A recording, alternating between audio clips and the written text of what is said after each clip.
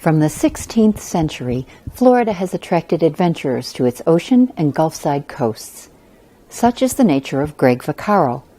As a child, Greg's father performed undercover work for the military, leading to a lifestyle that Greg describes as nomadic, as he grew up in 26 countries around the world. Ultimately, his father settled the family in the safe harbor of St. Augustine, Florida, and there Greg grew up with a love for the ocean. He fed his passion by becoming a shrimp fisherman, making the ocean his office. Yet ultimately, Greg's true life passion became his wife and 3 children, and his desire to be actively involved with his family. To accomplish that goal, Greg began a quest for a job of stability and eventually joined a family business in New Jersey, learning one of the world's oldest professions, shoe cobbler. Where did you set up? Where was the shop set up? In Westwood, New Jersey. It's a bedroom community in New York City. And what kind of services did the shop offer? Shoe repair, that was it. And on the level of between 300 and 500 pairs daily. So when I say baptism by fire, I'm serious. I'd get there at 5 in the morning and I'd leave at 10 or 11 o'clock at night. My wife was there, and it was baptism by fire. Did you like it? I loved it, because if I was cold, I could just go over to the wall thermostat and turn it up a little bit. You know, when you're working outside, you can't do that. You're wet, cold, nasty. It was the easiest hard work I ever did. And so how long did your father-in-law stay with you? He was my grandfather-in-law, and he grandfather. stayed with me for about a year or so, and Julian, the shoemaker, stayed with me for 5 years. Was that enough? It had to be. I was scared when he left. But after spending 12, 15, 18 hours a day for 5 and 6 days a week, you learn enough to know that you can keep on going. Somebody came in one day and offered to buy the business, and we came to an agreement, and I sold the business after I sat down with the family and the dining room table with my 3 kids and my wife. My goal was go to come to St. Augustine, because that's my home. That's where I've always come home to. And did you think you would start a new business there, like brand new? I didn't really know. I wanted to get back into fishing, and that didn't pan out. And then life threw a few circles. Curves? Curves. Yep. Yeah, only they were like infinity figure eights. In relocating his family to St. Augustine, Greg rekindled his seafaring passion. Once again, he returned to the ocean and shrimping, later becoming a boat transporter, shuttling valuable ships to exotic destinations like Madagascar. But in a continued pattern, the lure of the ocean could not match Greg's love of his family. So he began searching for work in the only other profession he knew, shoe cobbler. As luck would have it, Greg came upon a shoe repair shop in nearby Jacksonville, Florida. The business was owned by a man named Gus, and had been a family-run operation for over 90 years. From there, Greg tells the rest of the story. Right here happens to be the downtown core of Jacksonville, which is the courthouse is right over there, the federal courthouse is right there, the city hall's over here, all the banks.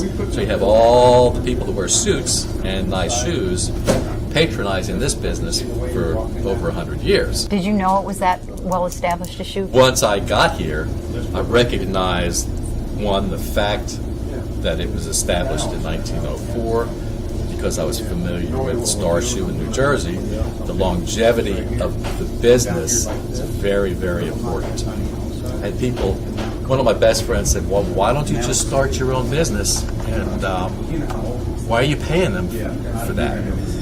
But I knew the name was worth it. It's worth it. Still people come in, oh, I've been coming to Gus, and my grandparents brought me in here, and it's generational businesses for me. Was Gus the name of the man who started I didn't change anything. I just bought it, tried not to mess it up.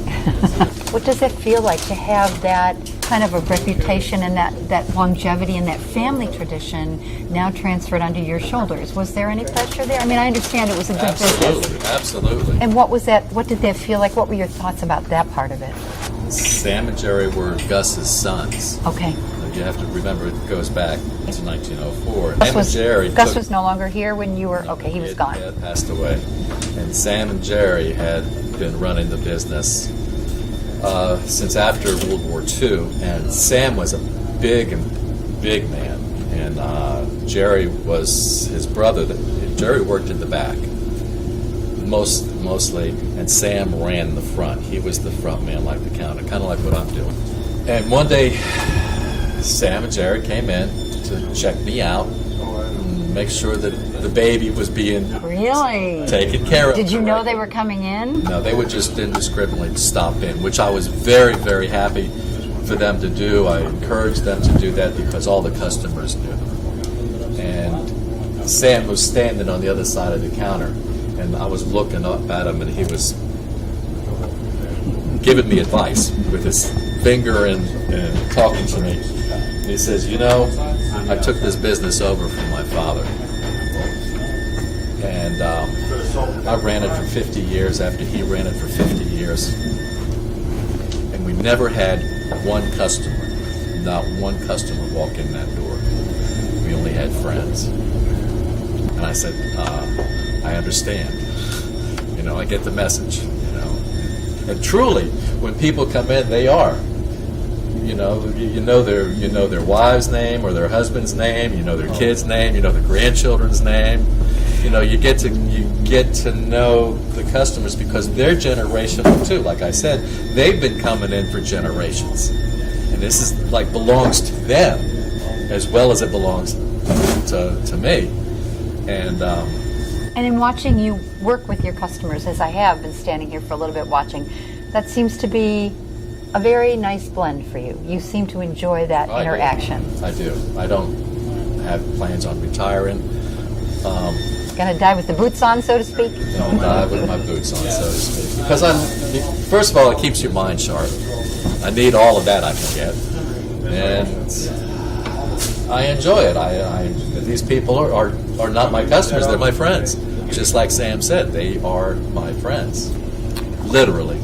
You know, they really are. They feed you, they pay you rent.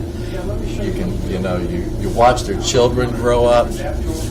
You're part of their lives. Yes. This is important, too. I'm very sure this is important. When I was in New Jersey, I fixed President Nixon's shoes, and I also fixed homeless people's shoes, and everyone in between, every walk of life. And every walk of life, there is a segment of people that use shoe repair.